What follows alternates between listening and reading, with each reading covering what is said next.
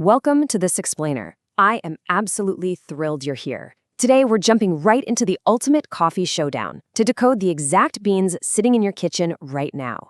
If you're the kind of person who really loves to understand the why behind the things you consume every single day, you are in the exact right place.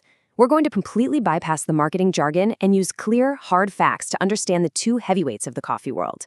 Okay, let's dive right into this. So if you grab almost any premium bag of coffee from your pantry or even just look at the shelves at your local grocery store, you'll probably see the phrase 100% Arabica stamped right on the front. It's treated almost like a badge of honor, right? But what does that actually mean for your morning routine?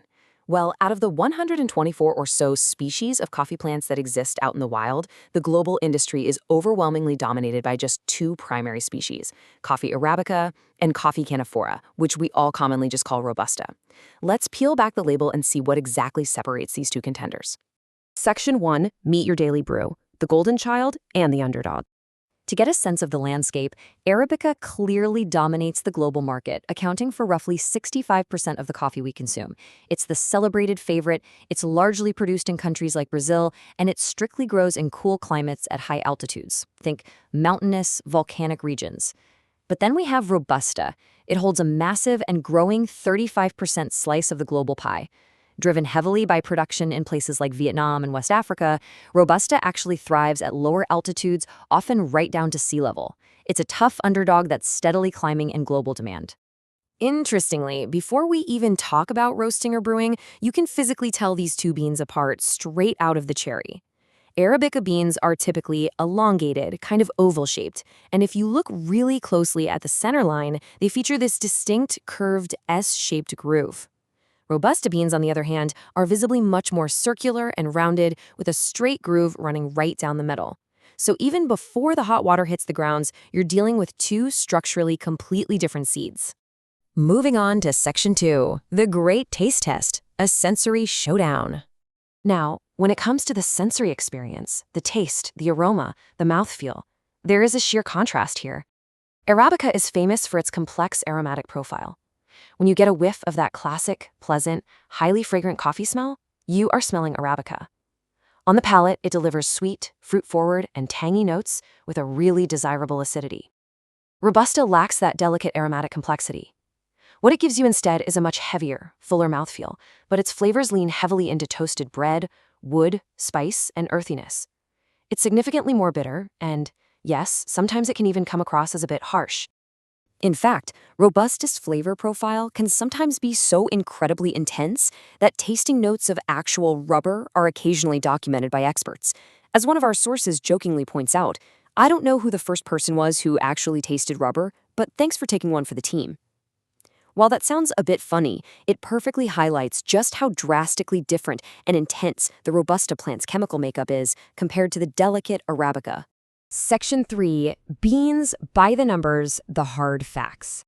So let's break down the mechanics of your morning energy boost. The absolute biggest shocker is the caffeine level.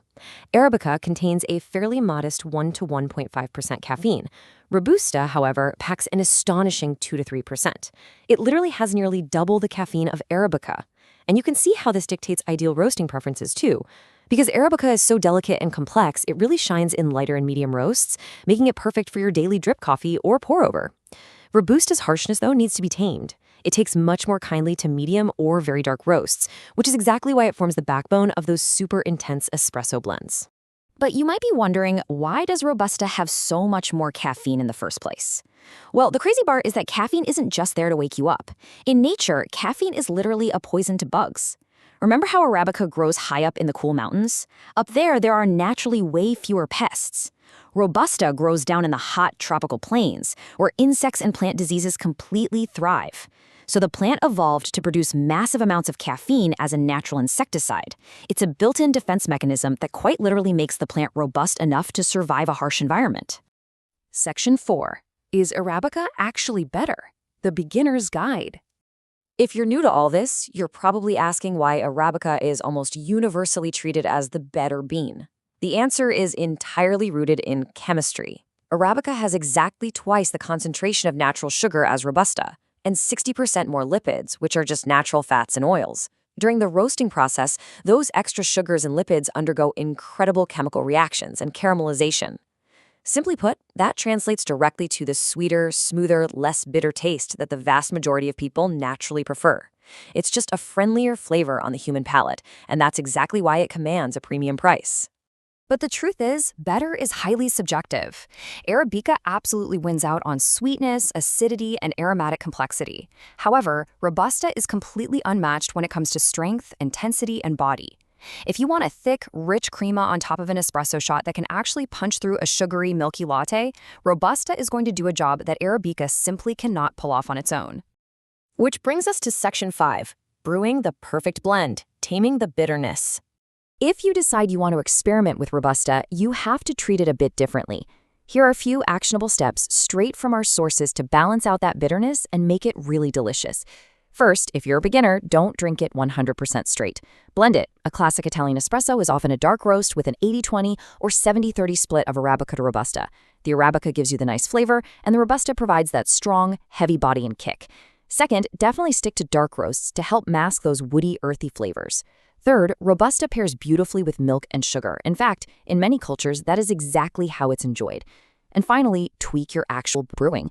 Because it extracts so intensely, try lowering your water temperature, changing up your grind size, or adjusting your flow rate to really keep that bitterness in check. Which leaves us with this final thought. Now that you understand the incredible differences in altitude, chemistry, and flavor between these two species, are you going to look at your morning cup a little differently? The specialty coffee world is actually seeing a massive rise in high-quality Robusta right now, as entirely new processing techniques are being developed. So don't let that 100% Arabica marketing stop you from exploring. Will you give the underdog Robusta a second chance tomorrow morning? Thank you so much for joining me for this explainer. Keep experimenting and definitely enjoy your coffee.